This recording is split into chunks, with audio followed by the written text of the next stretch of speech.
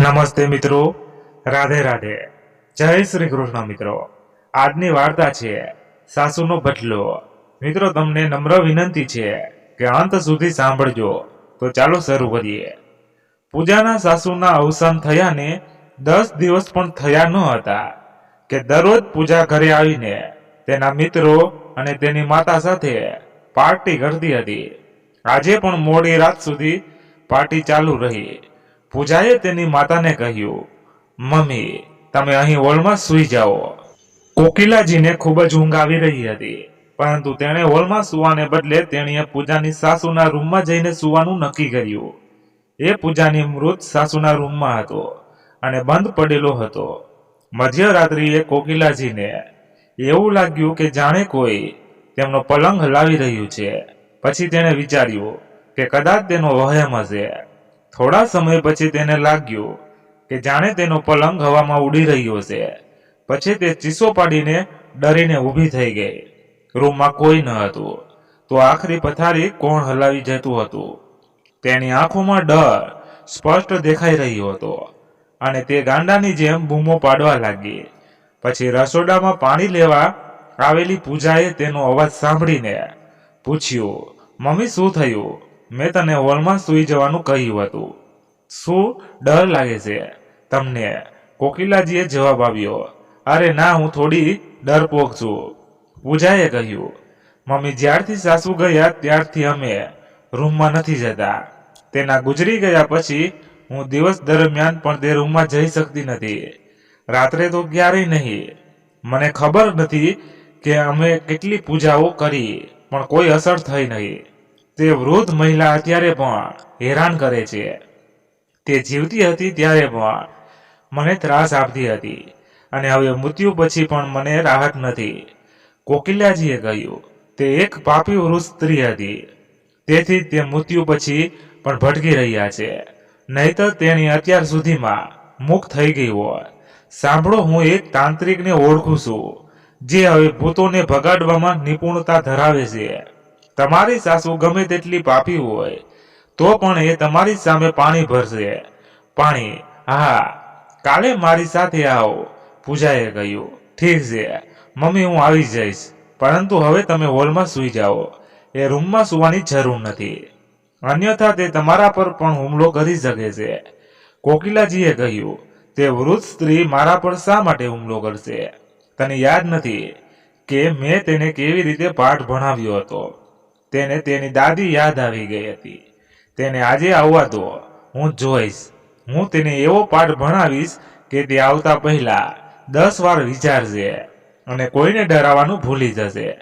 પૂજા ચોંકી ગઈ અને પૂછ્યું, તો હવે એ રૂમમાં સૂઈ જાઓ છો? તેમણે કહ્યું, ના, હવે હું હોલમાં જ સૂઈશ। પૂજાએ ઊંડો શ્વાસ લીધો અને બધા સૂઈ ગયા।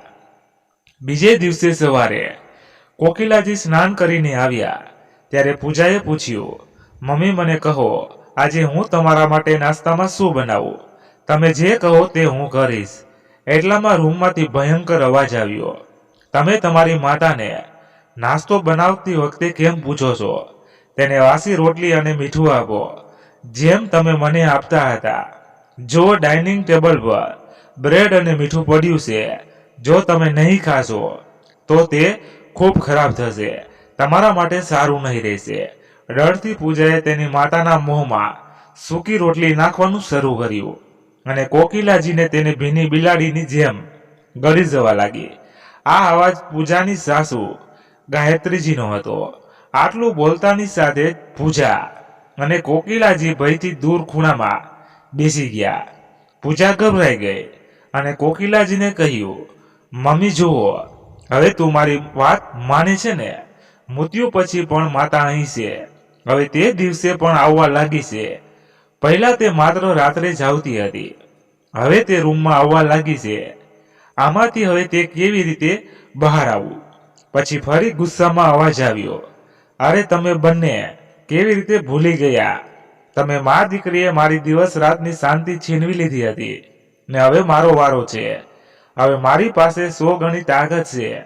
હવે જો મેં દિવસ રાત તારી સુખ શાંતિ છીનવી લીધી નથી તો મારું નામ પણ ગાયત્રી નથી। આ જોઈને કોકિલાજી કપાયેલા ઝાડની જેમ પડી ગયા અને બેભાન થઈ ગયા. ફરી એક ડરામણો અવાજ આવ્યો, અરે તું પહેલેથી જ ડરી ગઈ છે, મને તું શું પાઠ ભણાવવાની હતી? ડરના કારણે પૂજા પરસેવાથી લથપથ એક જગ્યાએ ઊભી રહી. થોડી વાર શાંતિ રહી.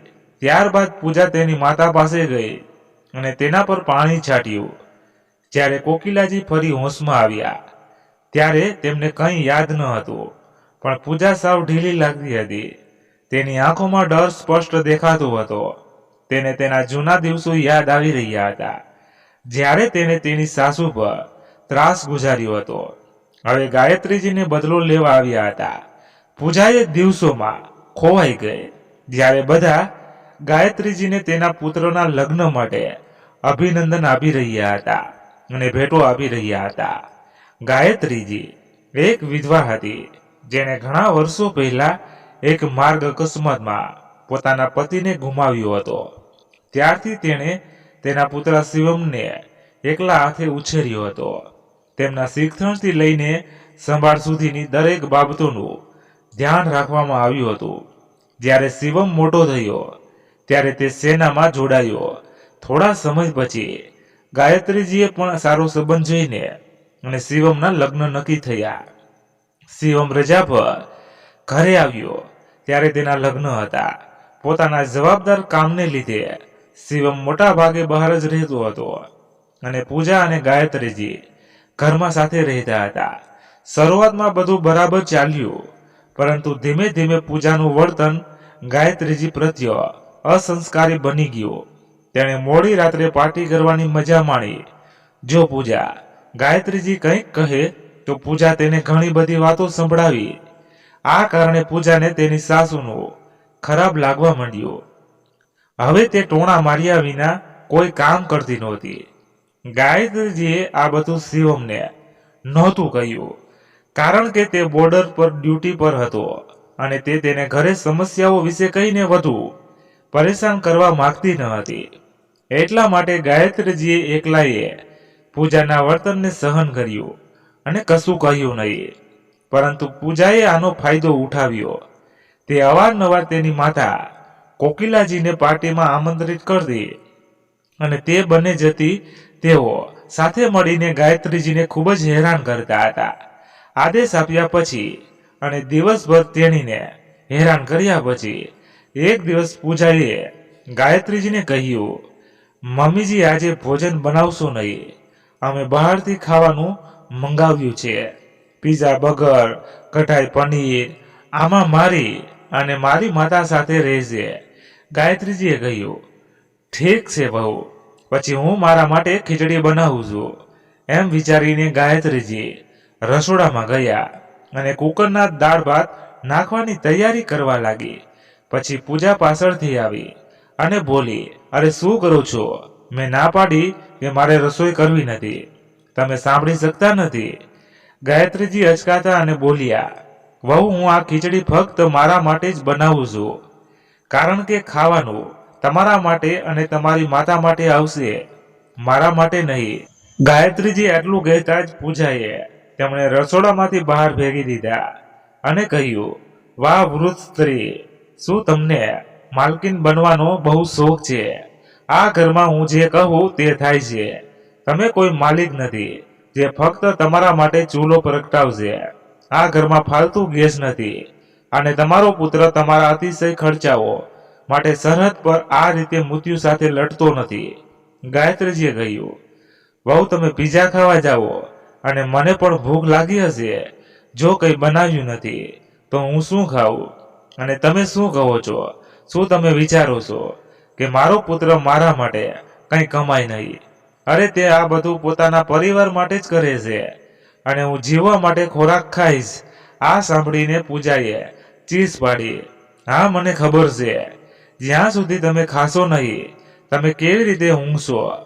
ફ્રીજમાં 2 દિવસથી રોટલી અને વાસી શાકની વાટકી પડી છે, તે લો અને ખાવજો. તમે કંઈક ખાધીને ખાશો તો સાવચેત રહો, મારાથી ભૂંડું કોઈ નથી. આટલું કહી પૂજા ત્યાંથી નીકળી ગઈ. બિચારા ગાયત્રીજી શું કરશે?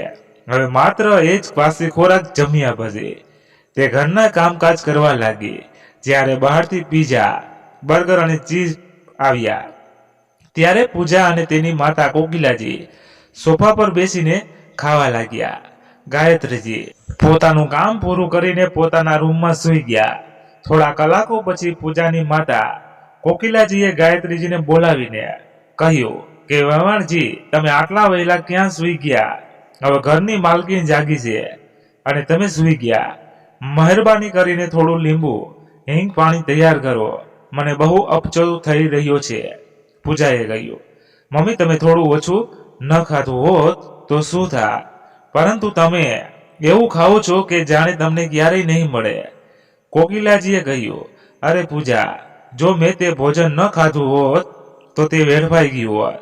તમે તેને ફેંકી શક્યા હોત, પણ મને બગાડ ગમતો નથી, તેથી મેં તે ખાધું. બસ બહુ થઈ ગયું. ત્યારે પૂજાએ કહ્યું, અરે મમ્મી, શું બગાડ્યું હશે? માં લાલચુ નજરે અમારા ભોજન તરફ જોઈ રહી હતી. થોડી દયા ખાઈને એમને પણ આપ્યું હોત. ગમે તેમ કરીને એમને અમારું ખાવાનું ખાવાની આદત પડી ગઈ છે ને. પછી મા દીકરી બંને જોર જોરથી હસવા લાગ્યા. પછી ગાયત્રીજી હિંગ લીંબુ પાણી લાવ્યા. કોકિલાજીને પાણી પીવાથી પોતાની સાથે જ ઉલટી થઈ અને પૂજાએ આ માટે ગાયત્રીજીને ઠપકો આપ્યો. તેણીએ બૂમો પાડવાનું શરૂ કર્યું અને તેના પર પાણીમાં કંઈક ભેળવવાનો આરોપ લગાવ્યો. ગાયત્રીજીએ કહ્યું, દીકરી, મેં તેમાં કંઈ પણ ભેળવ્યું નથી. મેં હમણાં જ લીંબુ ઉમેર્યું છે. પૂજાએ આંખો બતાવીને તેને કહ્યું, વૃસ્ત્રી, આ બધું તમારા કારણે થયું છે.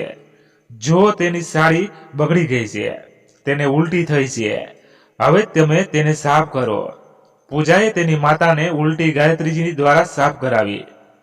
સમય વીતતો ગયો અને શિવમે બધાને તેના ઘરે આવવાની જાણ કરી. આ સમાચાર સાંભળીને કોકિલાજી પણ ઘરે આરામથી બેઠા હતા.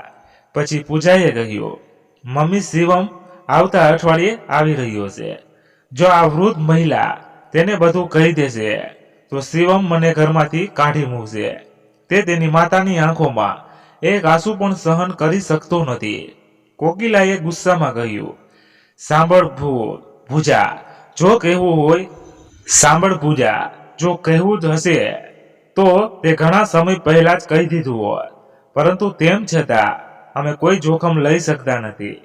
જો તેને જમાઈને બધું કહ્યું છે તો તે પહેલા આપણને તેના વિશે કંઈક કરવું પડશે.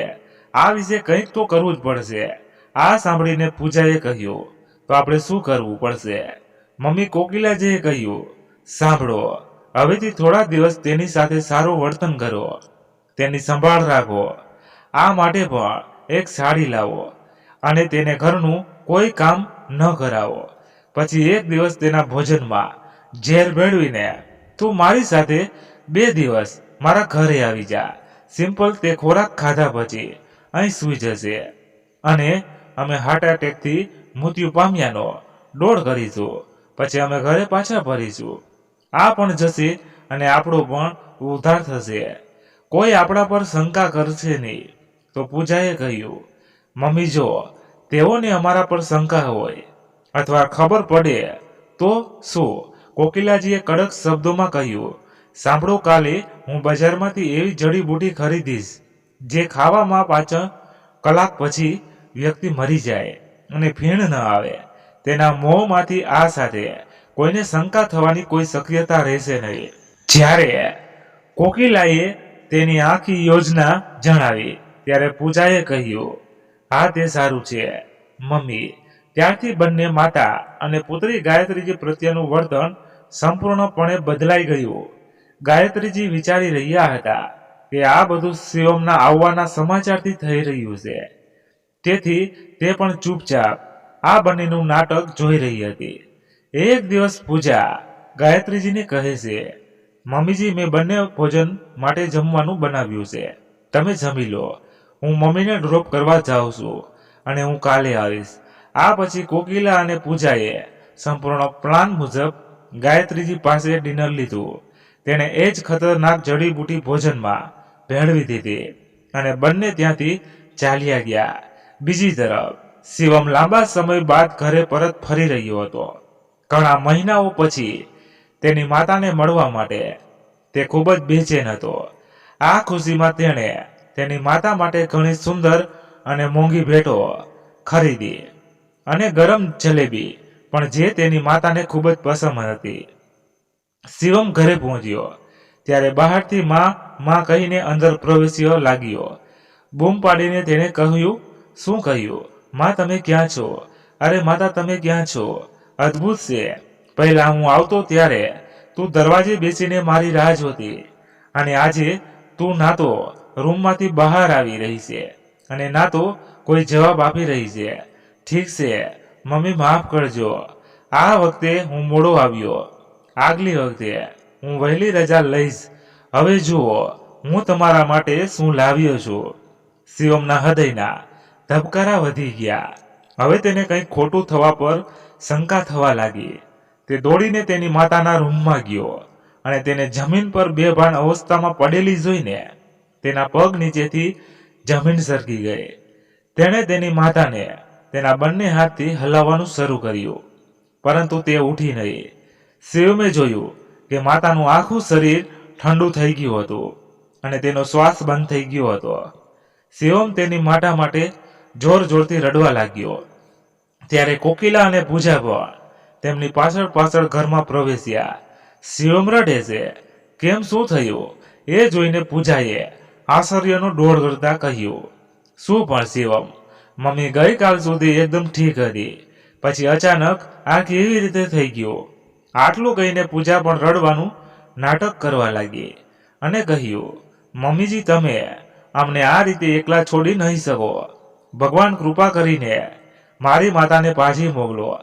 ગાયત્રીજીના અંતિમ સંસ્કાર કરવામાં આવ્યા હતા. ત્યારે જ આ શિવમ માતાની વિદાય અને દુઃખમાં ડૂબી જવા સાથે પૂજાનું નાટક પૂરું થયું. નાનપણમાં જ તેના માથા પરથી પિતાનો પડછાયો જતો રહ્યો હતો અને હવે તેની માતાનો ખોળો પણ છીનવાઈ ગયો હતો. અહીં મા અને દીકરી હવે ઘરમાં ખુશીથી રહેવા લાગ્યા અને મોજ મસ્તી કરવા લાગ્યા. થોડા દિવસો પછી પૂજા તેના મામાના ઘરે ગઈ. જ્યારે શિવમ હજી ઘરે જ હતો. પૂજા તેના માતા પિતાના ઘરે ખૂબ ખુશ હતી અને વિચારી રહી હતી કે શિવમ તેના કામ પર પાછો જશે કે તરત જ તે તેની માતાને બોલાવશે અને તેની સાથે ફરવા જશે. એક દિવસ શિવમને બહુ ભૂખ લાગી એટલે તે બૂમો પાડવા લાગ્યો, પૂજા પૂજા, ગેસ પરના કુકરની સીટી વાગી રહી છે. મને ખાવા માટે કંઈક મળશે. હું આટલા સમયથી ભૂખ્યો છું. પૂજા વિચારવા લાગી, અરે મેં તો કંઈ ખાવાનું બનાવવા મૂક્યું જ નથી. પછી તે રસોડામાં જાય છે અને જુએ છે એટલે કે ખરેખર ચણા કુકરમાં રાંધવામાં આવી રહ્યા હતા. જ્યારે તેણે શિવમને ચણા ખાવા માટે આપ્યા ત્યારે શિવમે કહ્યું, વાહ પૂજા, તે મારી માતાની જેમ ચણા બનાવ્યા છે. પૂજાને આ સાંભળીને આશ્ચર્ય થયું, કારણ કે તેણે ચણા પણ પલાળ્યા ન હતા. તેમ છતાં તેણીએ તેની અવગણના કરી અને તેના કામમાં લાગી ગઈ. એક દિવસ પૂજાએ ફોન પર કોકિલાજીને કહ્યું, મમ્મી, હું મારા સાસુના રૂમ સાફ કરવાનું અને એ જ રૂમમાં તમારે રહેવાની વ્યવસ્થા કરવાનું વિચારી રહી છું. હવે તમે એ રૂમમાં આરામથી રહી શકો. પહેલા તે રૂમ વૃદ્ધ મહિલાને રહેવાની હતી. કોકિલાજીએ જવાબ આપ્યો, હા દીકરી, ચાલ હવે હું તમારા ઘરમાં આરામથી રહીશ. કોકિલાને સંમતિ મેળવીને પૂજા ગાયત્રીનો રૂમ સાફ કરવા ગઈ. સૌથી પહેલા તેણે કબાટ સાફ કરવાનું વિચાર્યું. તેણે કબાટ ખોલતા ઉપરથી ગાયત્રીજીની તસવીર પડી અને તેમાંથી લોહી વહેવા લાગ્યું. આ જોઈને તે ચોંકી ગઈ. તે ગભરાઈ ગઈ અને કબાટ બંધ કરવા લાગી અને રૂમમાંથી ભાગવા જતી હતી. ત્યારે તેણે અચાનક ગાયત્રીજીને તેની સામે ઊભેલા જોયા. તેમને જોઈને પૂજાના શ્વાસ રૂંધાવા લાગ્યા, પગ ધ્રુજવા લાગ્યા અને તે જમીન પર પડી. તેણે કંઈક કહેવા માંગતી હતી, પરંતુ તેનો અવાજ તેના ગળામાં અટવાઈ ગયો. એટલામાં જ ગાયત્રીજીનો અવાજ આવ્યો, શું થયું વહુ? તને શું લાગતું હતું કે તું મને મારીને હંમેશા માટે તું સુખેથી રહી છે? પણ તારું રડવું સાંભળીને હું જઈ ન શકી. તમે જે રડ્યા અને ભગવાનને મને પાછી આવવા કહ્યું, આ માટે હું અહીં આવી છું. હવે મારું શરીર નથી, પરંતુ ચિંતા કરશો નહીં. હું તમને ક્યારેય એકલી છોડીશ નહીં અને હું તમને મારી સાથે લઈ જઈશ. ગાયત્રીજીના આ શબ્દો સાંભળીને પૂજા ડરથી ચીસ પાડી અને બેભાન થઈ ગઈ. જ્યારે તે ભાનમાં આવી ત્યારે તેણે શિવમને તેની સામે જોયો. ગભરાઈને ઉઠી અને પૂજાએ કહ્યું, શિવમ સાંભળ, મમ્મી હયાત નથી. તે ભાવના સ્વરૂપે તેના રૂમમાં છે. મેં એમને હમણાં જોયા છે. શિવમ ચોંકી ગયો અને બોલ્યો, શું બોલો છો? પૂજા, એકવાર તે જાય છે તે ક્યારેય પાછું આવતું નથી. મમ્મીના અગ્નિ સંસ્કાર થઈ ગયા છે. તે કેવી રીતે પાછા આવશે? તમે ભ્રમિત કરી રહ્યા છો. આ તમારો ડર છે, બીજું કંઈ નથી. પણ પૂજાએ આગ્રહ કર્યો, ના શિવમ, હું ભ્રમણા નથી કરી રહી. તમે જાઓ અને મમ્મીજીની તસવીર જુઓ. તેના પર લોહી હોવું જોઈએ. શિવમ પૂજાની વાત માની અને ચિત્ર જોવા ગયો, પણ તેને ત્યાં કોઈ લોહી ન દેખાડું. પછી તેણે પૂજાનો હાથ પકડીને તેને ગાયત્રીજીના રૂમમાં લઈ ગયો અને કહ્યું, જુઓ, મેં કહ્યું હતું એવું નથી કે તમે ભ્રમિત છો. અહીં કોઈ લોહી નથી. પણ પૂજાની આંખો ડરથી લાલ થઈ ગઈ, કારણ કે તેણે ગાયત્રીજીને શિવમની પાછળ ઊભેલા જોયા. ડરથી તે બૂમો પાડતી રૂમમાંથી ભાગી ગઈ. આ પછી પૂજા તે રૂમમાં ગઈ. તેણે ઘણી પૂજા કરવાનું બંધ કરી દીધું, પણ તેને આખો સમયે ગાયત્રીજીની હાજરીનો અહેસાસ થતો હતો. પછી શિવમનો ડ્યુટી પર જવાનો દિવસ આવ્યો. પૂજાએ એની માતાને ફોન કરીને કહ્યું, મમ્મી હવે તે પણ જઈ રહ્યો છે અને આ વૃદ્ધ મહિલા મને અલગ રીતે પરેશાન કરી રહી છે. હું શિવમને કહું છું, પણ તેને મારો ભ્રમ કહે છે. તેને કંઈ દેખાતું નથી. પણ હું ખૂબ જ ડરી ગઈ છું કે જો આ વૃદ્ધ સ્ત્રી મને એકલી મળે તો મને મારી શકે. કહે છે કે પૂજાની મમ્મીએ પૂજાને કહ્યું, અરે જમાઈ, સાચું કહે છે. આ માત્ર તારો ભ્રમ છે. મૃત્યુ પછી કોઈ પાછું આવે છે. તે બીજે ક્યાંય ગઈ હશે. પણ ગભરાશો નહીં, હું આવું છું અને તેમને જવા દો. જુઓ, તમને કોણ પરેશાન કરે છે. અમે પાર્ટી કરીશું. તમે તમારા મિત્રોને પણ આમંત્રિત કરો. કોકિલાની વાતની પૂજાએ થોડી રાહત અનુભવી, પરંતુ શિવમ જવાના એક દિવસ પહેલા કોકિલાના ઘરે આવીને રાત્રે પૂજાની વેવણના રૂમમાં સૂઈ ગઈ હતી. મધ્યરાત્રિએ અચાનક તેનો પલંગ ધ્રુજવા લાગ્યો, જેના કારણે તે ડરથી ચીસો પાડવા લાગી. બીજે દિવસે જ્યારે કોકિલાએ ગાયત્રીજીનો ભયંકર અવાજ સાંભળ્યો ત્યારે તેના હોશ ઉડી ગયા. તેના પગ ભયથી ધ્રુજવા લાગ્યા. ગાયત્રીજીનો આત્મા તેમની સામે દેખાયો અને બોલ્યો, શિવમ ગયો, હવે હું તમારા બંનેનું કામ પૂરું કરીશ. આજ સુધી હું સમજી શકી નહીં કે તે દિવસ પછી જ્યારે મેં માત્ર રોટલી અને શાક ખાધું હતું, મને કેમ ગૂંગળામણ થવા લાગી. મને કહો, તમે મારા ખોરાકમાં એવું શું ભેળવ્યું જેના કારણે હું મરી ગઈ અને કોઈને ખબર પણ ન પડી? ગાયત્રીજીના સવાલ પર પૂજાએ ડરતા ડરતા કહ્યું, મમ્મીજી, આમાં મારી ભૂલ નહોતી. આ બધા મારી માતાના વિચાર હતા. તેણે તમને જે જડીબુટી ખવડાવવાની યોજના બનાવવામાં આવી હતી, તેણે કહ્યું હતું કે આનાથી તમારું મૃત્યુ સામાન્ય લાગશે અને કોઈને કોઈ શંકા નહીં રહે. ખરેખર મેં ના પાડી દીધી હતી, પણ તે સમજ ન હતી.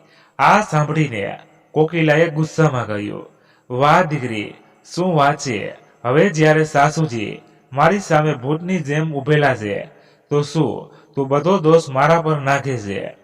તને તે શરૂઆતથી જ ગમતી ન હતી અને હવે તું મને દોષ આપે છે. અને જ્યારે મારા જમાઈ ઘરે નહોતા ત્યારે મને આ માટે દોષી ઠેરવવામાં આવે છે. કોકિલાના ગુસ્સાને કારણે માતા પુત્રી વચ્ચેની બોલાચાલી સાંભળીને શિવમ પણ રૂમમાં આવી ગયો. પૂજાએ તે જોયું કે તરત જ તે ચૂપ થઈ ગઈ અને તેની સામે જોવા લાગી. શિવમે ગુસ્સામાં કહ્યું, તમે બંને હવે કેમ ચૂપ થઈ ગયા છો? તમે મને આટલું કહ્યું, ત્યારથી પછી મને એ પણ કહો કે તમે બંને મારી માતા પર કેવો અત્યાચાર કર્યો છે. તમે હંમેશા મને કહેતા હતા કે તે મારી માતા છે, જેને તમારા પ્રત્યે અણગમો છે, હવે તમે પોતે જ કબૂલ કર્યું છે કે તમે મારી માતાને કેવી રીતે માર્યા હતા, પરંતુ હવે હું સંપૂર્ણ સત્ય જાણવા માંગુ છું. પૂજાએ ડરતા ડરતા કહ્યું, તમે પાછા કેવી રીતે આવ્યા? તમે ડ્યુટી પર ગયા હતા ખરું? ઓહ ના, તમે મને ગેરસમજ કરી રહ્યા છો. ખરેખર મમ્મીનું મૃત્યુ હાર્ટ એટેકથી થયું હતું. અમે તેને માર્યા નથી. અમે ઘણું સહન કર્યું છે. શિવમ હસ્યો અને બોલ્યો, હજી જૂઠું બોલો છો? લાગે છે મમ્મીનો ડર ખતમ થઈ ગયો છે. શિવમ હસી પડ્યો અને બોલ્યો, મમ્મી તમે કેવા ભૂત છો, તે તમારી સામે જૂઠું બોલે છે અને તમે ઊભા છો. પૂજાએ આશ્ચર્ય સાથે કહ્યું, શિવમ શું મમ્મી તમને પણ જોઈ શકે છે? તેમને કહો કે અમને છોડી દે. તમને ગમે તેવી સજા આપો, પણ અમને મમ્મીના હાથમાંથી બચાવો. શિવમે હસીને જવાબ આપ્યો, જો મમ્મીમાં આત્મા હોત તો તમે બધા અત્યાર સુધીમાં આત્મા બની ગયા હોત. આ ખરેખર મારી માતા છે જે હજી જીવે છે. પૂજા ચોંકી ગઈ. શું તેઓ જીવિત છે? પણ કેવી રીતે? તમે પોતે જ તેનો અંતિમ સંસ્કાર કર્યો. શિવમે સમજાવ્યું અને કહ્યું, હા, કારણ કે એ બધું મારા નાટકનો ભાગ હતો. તમે લોકોએ શું વિચાર્યું? ફક્ત તમે લોકો નાટક કરી શકો છો. તમે લોકો રડવાનો ડોળ કરતા હતા, ત્યારે મારી માં એ પણ મરવાનો ડોળ કરવો પડ્યો હતો. પૂજાએ આશ્ચર્ય સાથે પૂછ્યું, તો મમ્મીએ તે દિવસે ઝેર તો નથી ખાધું? શિવમે કહ્યું, ના, ઝેર નથી ખાધું. તે દિવસે મમ્મીએ બધું સાંભળ્યું જ્યારે તમે લોકો તેના ખોરાકમાં ઝેર ભેળવવાનું વિચારી રહ્યા હતા. મમ્મીએ મને ફોન પર બધું કહ્યું અને હું તરત જ અહીં આવી ગયો. તારી ઈચ્છા પ્રમાણે મેં તારું નાટક ચાલુ રાખવા દીધું અને મમ્મીને સુરક્ષિત જગ્યાએ સંતાડી દીધી. પૂજાએ ડરતા ડરતા પૂછ્યું, પછી એ લોહિયાળ ચિત્ર કુકરની સીટી જાતે જ વગાડવી અને મમ્મીનું અચાનક ગાયબ થઈ જવું, આ બધું શું હતું? શિવમે હસીને જવાબ આપ્યો, આ બધું મારા ડ્રામાનો ભાગ હતો. મને તે જ ક્ષણે ગમ્યું હોત તો હું તમને બંનેને જેલમાં મોકલી શક્યો હોત, પણ હું તમને બંનેને પાઠ ભણાવવા માંગતો હતો અને તમને તમારો ગુનો કબૂલ કરાવવા માંગતો હતો. કોકિલાએ ગભરાઈને કહ્યું, જુઓ જમાઈ, મારી મોટી ભૂલ હતી જેને મેં ટેકો આપ્યો. હવે મને જવા દો. હું અહીં ક્યારેય નહીં આવીશ અને તેની સાથે વાત પણ નહીં કરીશ. શિવમે ગુસ્સામાં કહ્યું, મમ્મીજી, જ્યારે વાહન ડૂબી જાય છે ત્યારે ઉંદરો સૌથી પહેલા ભાગી જાય છે અને તમે આ કરો છો. જો તમે ઈચ્છતા તો તમારી દીકરીને સાચી દિશા બતાવી શક્યા હોત, પણ તમે તેને ટેકો આપ્યો અને તમારી દીકરીની સાસુને ઝેર આપવાનું આયોજન કર્યું.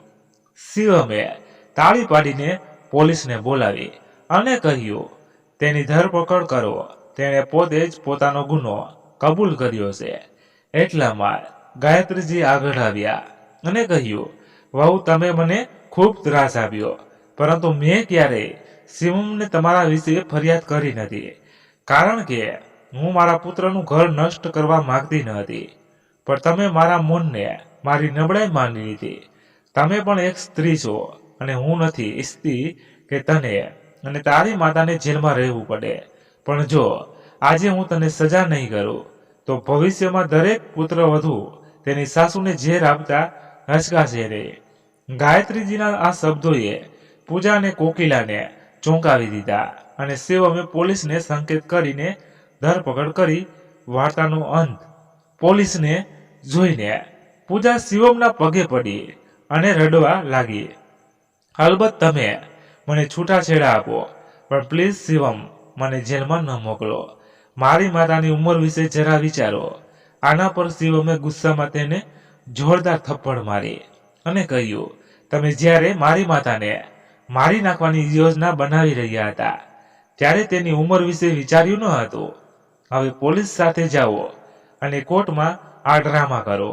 જો કે મારા પુરાવો ત્યાં પણ છે. તમારા બંનેનું આ નાટક ભવિષ્યમાં નહીં ચાલે. આ રેકોર્ડિંગમાં બધું જ છે. જ્યારે શિવમે તેમની સામેના તમામ પુરાવા કોર્ટમાં રજૂ કર્યા ત્યારે માતા અને પુત્રી બંનેને 5 વર્ષની જેલની સજા થઈ. ત્યારબાદ શિવમની માતા ગાયત્રીજીએ શોભા નામની એક સુંદર છોકરી સાથે લગ્ન કરવાનું નક્કી કર્યું. તે છોકરી માટે જે આખા ઘરની સંભાળ રાખવાની સાથે ગાયત્રીજીની ખૂબ સેવા કરતી હતી. તો મિત્રો, શું શિવએ પૂજા અને તેની માતા સાથે યોગ્ય કર્યું અથવા ખોટું કર્યું એ તમે કોમેન્ટ કરીને જણાવજો. પસંદ આવી હોય તો લાઈક કરી તમારા મિત્રો સાથે આગળ શેર કરજો, એટલે એ પણ આવી સારી વાર્તાઓ સાંભળવાનો આનંદ મળે. અને ચેનલ પર નવા છો તો ચેનલને સબસ્ક્રાઈબ જરૂરથી કરજો. ધન્યવાદ. ફરી મળીએ નવી વાર્તા સાથે. ત્યાં સુધી તમારા પરિવાર સાથે ખુશખુશાલ રહો. જય હિન્દ, જય ભારત. હા મિત્રો, આમાં ક્યાંય લખવામાં અમુક જગ્યાએ ભૂલ થઈ ગયેલી છે, એના માટે હું માફી ચાહું છું. ક્યાંય બોલવામાં પણ ભૂલ થઈ હોય તો એના માટે પણ માફી ચાહું છું.